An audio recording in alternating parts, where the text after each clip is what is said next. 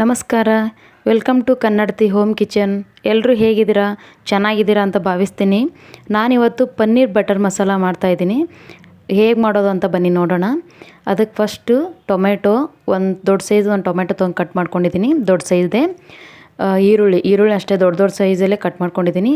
ಒಂದು ಹಸಿರು ಕಲರ್ ಮೆಣಸಿನ್ಕಾಯಿ, ಒಂದು ಹಣ್ಣಾಗಿರೋಂಥ ಮೆಣಸಿನ್ಕಾಯಿ, ಒಂದು 3-4 ಒಣಗಿರೋಂಥ ಮೆಣಸಿನ್ಕಾಯಿ ತೊಗೊಂಡಿದ್ದೀನಿ.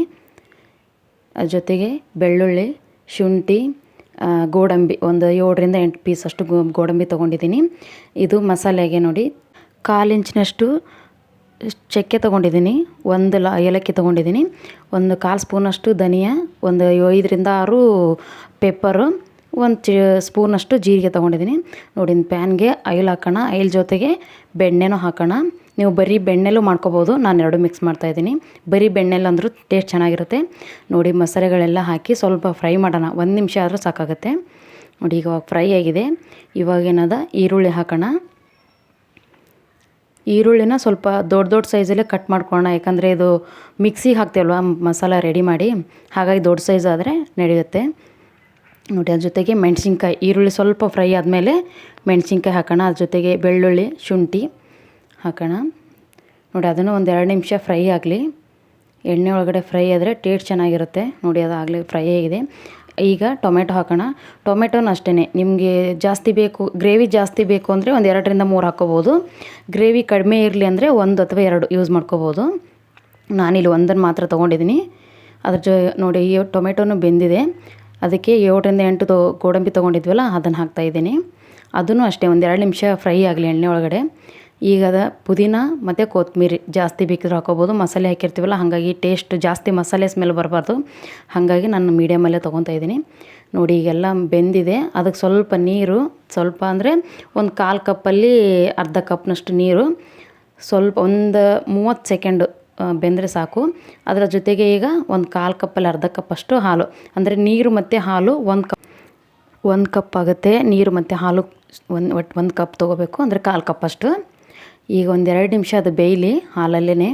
ಹಾಲು ಹಾಕೋದ್ರಿಂದ ಟೇಸ್ಟ್ ಚೆನ್ನಾಗಿರುತ್ತೆ. ನೀವು ಹಾಲು ಬೇಡ ಅನ್ನೋದಾದರೆ ಗ್ರೇವಿ ಆದಮೇಲೆ ಎಲ್ಲ ಕೊನೆಯಲ್ಲಿ ಫ್ರೆಶ್ ಕ್ರೀಮ್ ಯೂಸ್ ಮಾಡ್ಬೋದು. ಫ್ರೆಶ್ ಕ್ರೀಮ್ ಯೂಸ್ ಮಾಡೋ ಬದಲು ಕೆನೆ ಇರುತ್ತಲ್ಲ, ಕೆನೆ ಜೊತೆಗೆ ಇರೋಂಥ ಹಾಲನ್ನು ಹಾಕಿದರೆ ಇನ್ನೂ ಟೇಸ್ಟ್ ಚೆನ್ನಾಗಿರುತ್ತೆ. ನೋಡಿ ಇವಾಗ ಬೆಂದಿದೆಲ್ಲ. ಅದಕ್ಕೆ ಒಂದು ಚಿಟಿಕೆಯಷ್ಟು ಅರಿಶಿನ, ಒಂದು ಸ್ಪೂನಷ್ಟು ಖಾರ ಪುಡಿ ಹಾಕ್ತಾಯಿದ್ದೀನಿ. ನಿಮ್ಮ ಖಾರ ಜಾಸ್ತಿ ಬೇಕು ಅಂದ್ರೆ ಹಾಕ್ಕೊಳ್ಳಿ, ಇಲ್ಲ ಹಸಿಮೆಣ್ಸಿಗೆ ಹಾಕಿರ್ತೀವಲ್ಲ ಹಾಗಾಗಿ ಬಿಡ್ಬೋದು. ಅದ್ರ ಜೊತೆಗೆ ಗರಂ ಮಸಾಲ ಮತ್ತು ಕೊರಿಯಾಂಡರ್ ಪೌಡ್ರ್ ಹಾಕ್ತಾಯಿದ್ದೀನಿ.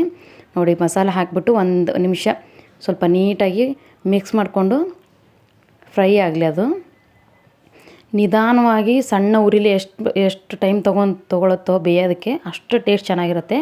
ಗಡಿಬಿಡಿ ಆಗಬಾರ್ದು. ಯಾವುದೇ ಅಡುಗೆ ಮಾಡ್ಬೇಕಾದ್ರೂ ಗಡಿಬಿಡಿ ಆದರೆ ಟೇಸ್ಟ್ ಬರೋದಿಲ್ಲ. ನೋಡಿ 1-2 ನಿಮಿಷದಲ್ಲಿ ಆಗಿದೆ ಇದು. ನೋಡಿ ಎಷ್ಟೊಂದು ಸ್ಮೂತಾಗಿ ಆಗಿದೆ. ನೋಡಿ ಈಗ ಗ್ಯಾಸ್ ಆಫ್ ಮಾಡಿ 1-2 ನಿಮಿಷ ಆರೋದಕ್ಕೆ ಬಿಡೋಣ. ನೋಡಿ ಈಗ ಆರಿದೆ. ಇದನ್ನು ಮಿಕ್ಸಿ ಜಾರಿಗೆ ಹಾಕ್ಕೊಳ್ಳೋಣ. ಫುಲ್ ಪೇಸ್ಟ್ ಆಗಬೇಕು, ತರಿಯಾಗಿರಬಾರ್ದು. ಪೇಸ್ಟ್ ಆದ್ರೇ ಗ್ರೇವಿ ಚೆನ್ನಾಗಿ ಬರುತ್ತೆ. ನೋಡಿ ಅದೇ ಬಾಣಲಿಗೆ ನೀರು ಹಾಕ್ಕೊಂಡ್ಬಿಟ್ಟು ಸ್ವಲ್ಪ ಅದೇ ನೀರನ್ನೇ ಮಿಕ್ಸಿ ಜಾರಿಗೆ ಹಾಕ್ಕೊಳ್ಳೋಣ. ನೋಡಿ ಒಂದು ಮಿಕ್ಸಿ ಮಾಡ್ಕೊಂಬರೋಣ ಇದನ್ನು. ನೋಡಿ ರೆಡಿ ಆಯ್ತಾಗಲೇ. ನೋಡಿ ಎಷ್ಟೊಂದು ಸ್ಮೂತಾಗಿ ಆಗಿದೆ. ಇದೇ ರೀತಿ ಸ್ಮೂತಾಗಿರಬೇಕು. ಈ ಕಡೆ ಗ್ರೇವಿ ಮಾಡೋದಕ್ಕೆ ತವ ತೊಗೊಂಡಿದ್ದೀನಿ. ಅದಕ್ಕೆ ನೋಡಿ ಒಂದು ತವೆಗೆ ಬೆಣ್ಣೆ, ನೀವು ತುಪ್ಪ ಆದರೂ ಯೂಸ್ ಮಾಡ್ಕೋಬೋದು, ಇಲ್ಲ ಬರೀ ಬೆಣ್ಣೆನೂ ಯೂಸ್ ಮಾಡ್ಕೋಬೋದು. ನಾನು ಬೆಣ್ಣೆ ಯೂಸ್ ಮಾಡ್ಕೊತಾ ಇದ್ದೀನಿ. ಅದ್ರ ಜೊತೆಗೆ 1 ಸ್ಪೂನಷ್ಟು ಆಯಿಲು. ನೋಡಿ ಈಗ ಕಾಶ್ಮೀರಿ ರೆಡ್ ಚಿಲ್ಲಿ ಪೌಡ್ರ್ ಹಾಕ್ತಾಯಿದ್ದೀನಿ. ಆಮೇಲೆ ಅದಕ್ಕೆ ರುಬ್ಬಿರೋಂಥ ಮಸಾಲೆ. ಕಾಶ್ಮೀರಿ ರೆಡ್ ಚಿಲ್ಲಿ ಪೌಡ್ರ್ ಹಾಕೋದ್ರಿಂದ ಕಲರ್ ಚೆನ್ನಾಗಿ ಬರುತ್ತೆ. ಅಂದರೆ ಆಯಿಲ್ ಬಿಸಿ ಆದ ತಕ್ಷಣ ಹಾಕಿ ಅದ್ರ ಮೇಲೆ ಈ ಮಿಕ್ಸಿ ಮಾಡಿರೋಂಥ ಗ್ರೇವಿ ಹಾಕೋದ್ರಿಂದ ಕಲರ್ ಚೆನ್ನಾಗಿರುತ್ತೆ, ಆಮೇಲೆ ಟೇಸ್ಟು ಚೆನ್ನಾಗಿ ಬರುತ್ತೆ.